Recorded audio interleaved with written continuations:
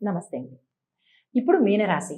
మీనరాశిలో పూర్వభద్ర 4వ పాదము, ఉత్తరాభద్ర 1, 2, 3, 4 పాదాలు, రేవతి నక్షత్రం 1, 2, 3, 4 పాదాలుగాను, ఆదాయ వ్యయాలు ఆదాయం 11, వ్యయం 5, రాజపూజ్యం 2, అవమానం 4. కందాయ ఫలాలు పూర్వభద్ర వారికి 2, 1, 2 గాను, ఉత్తరాభద్ర వారికి 5, 2, 0, రేవతి నక్షత్రం వాళ్ళకి 0, 0, 3 గాను ఉంది.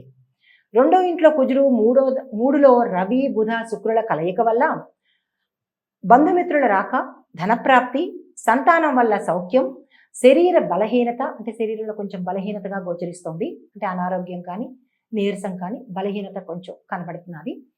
ప్రయత్న కార్యాలు నెరవేరవు. మీరు ఏదైతే కార్యాలు అనుకుంటారో ఈ మాసంలో మాత్రం నెరవేరవు.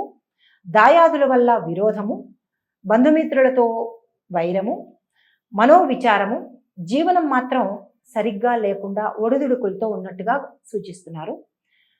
ఇప్పుడు వ్యవసాయదారులకి ఆదాయం పర్వాలేదు అని అనిపిస్తుంది. పర్వాలేదు, గతం కన్నా కాస్త మెరుగ్గా ఉంది అని అనిపిస్తుంది. నష్టము ఉండదు, లాభము ఉండదు. వాణిజ్య పంటలు, పళ్ళ తోటలు, నర్సరీ వారికి బాగుంటుంది. ఉద్యోగస్తులకు సుదూర ప్రాంతాలకు బదిలీలు అయ్యే అవకాశం ఉంది. అధికారుల మన్ననలు పొందుతారు. అంటే గత మాసం కన్నా ఈ మాసం మీకు చాలా అనుకూలిస్తుంది.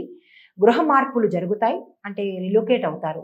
ఉన్న ఇంట్లోంచి వేరే ఇంట్లోకి వెళ్ళడం కానీ, లేదా కొత్త ఇల్లు కొనుక్కుని వెళ్ళడం కానీ, అద్దె ఇల్లు మారడం కానీ, ప్రాంతం నుంచి వేరే ప్రాంతాలకు వెళ్ళడం కానీ జరుగుతుంది.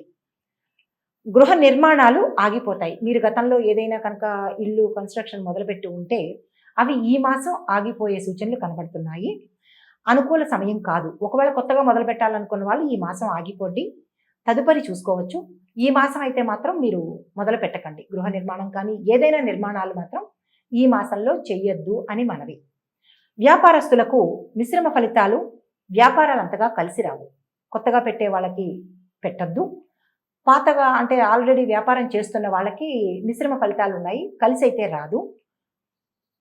ఒక్కొక్కసారి వ్యాపార సంస్థలు మూసుకోవలసిన పరిస్థితి కూడా గోచరిస్తోంది. జాగ్రత్త. ఇప్పుడు వ్యాపారం చేసిన వాళ్ళు సడన్గా ఆ వ్యాపారాన్ని మధ్యలోనే మూసేసి వెళ్ళే అవకాశాలు కనబడుతున్నాయి. దానికి తగ్గ పరిహారం చెప్తాను. భాగస్వామితో విడిపోయే అవకాశాలు కూడా గోచరిస్తున్నాయి. జాగ్రత్త. అంటే భాగస్వామి అంటే భార్యాభర్తలని కాదు ఇక్కడ. భాగస్వామి అంటే మీ వ్యాపారంలో ఉండే భాగస్వామ్యం, అంటే పార్ట్నర్షిప్తో అనమాట. మీరు ఎవరితోనైతే పార్ట్నర్షిప్ చేస్తున్నారో వారితో విడిపోయే అవకాశాలు. అంటే మీరు సోలోగానే చేసుకుంటారు, లేదంటే వారంతా వారే వెళ్ళిపోతారు.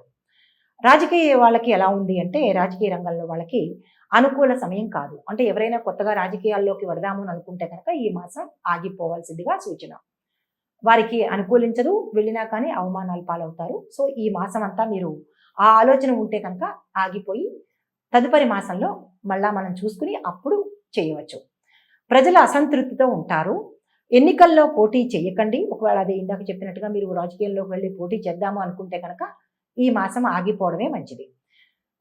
చేసినా ఓడిపోతారు. మీరు కాదు కూడదు అనుకుని చేస్తారు అంటే కనుక ఓడిపోయే సూచనలుగా కనపడుతున్నాయి. జాగ్రత్తగా ఉంటే మంచిదిగా చెప్పడం జరిగిందండి. ఇప్పుడు విద్యార్థులకి చెప్తాను. జ్ఞాపక శక్తి చాలా బాగా ఉంటుంది. పరీక్షల్లో మంచి మార్కులు సాధిస్తారు. చదువు మీద శ్రద్ధ వస్తుంది, శ్రద్ధ పెరుగుతుంది కూడా. ఈ అవకాశాన్ని మంచిగా వినియోగించుకుంటే ఈ సంవత్సరం అంతా మీకు తిరిగి ఉండదు.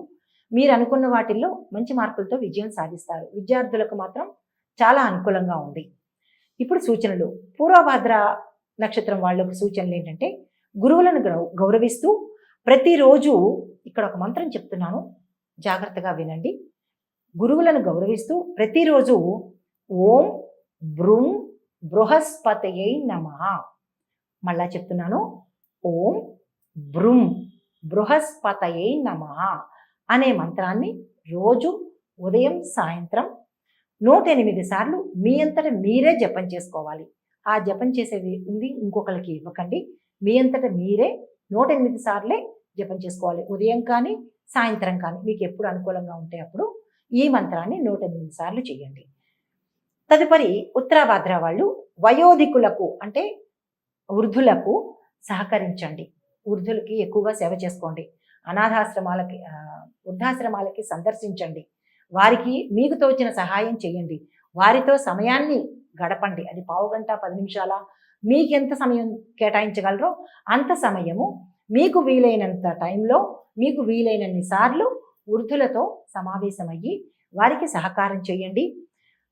శనివారం ఓం శం శనీశ్వరాయ నమః, ఓం శం శనీశ్వరాయ నమః, శనీశ్వర కాదండి, శనీశ్వరాయ నమః అంటూ రావి చెట్టుకి ప్రదక్షిణాలు చేయండి. సాయంత్రం పూట కానీ ఉదయం పూట కానీ. తదుపరి రేవతి నక్షత్రం వాళ్ళు ఇక్కడ ఒక మంత్రం చెప్తున్నాను, చాలా జాగ్రత్తగా వినండి. ఓం బుం బుధాయ నమః, ఓం బుం బుధాయ నమః అనే మంత్రాన్ని రోజు ఉదయము సాయంత్రము 108 సార్లు జపం చేసుకుంటే మీకు ఏమైనా మనశ్శాంతి లేకపోవడం కానీ, ఒడిదుడుకులు కానీ, శరీరం నీరసంగా ఉంటుంది అని సూచించడం జరిగింది కదా. సో శరీర నలత కానీ లేకుండా ఉండడానికి ఈ తగిన పరిహారాలన్నీ చేసుకుని మీ రంగంలో మీ పనుల్లో తలపెట్టిన కార్యాలన్నీ నిర్విఘ్నంగా ఉండాలి, మీరు సుఖ సంతోషాలతో ఉండాలని కోరుకుంటూ నమస్తే.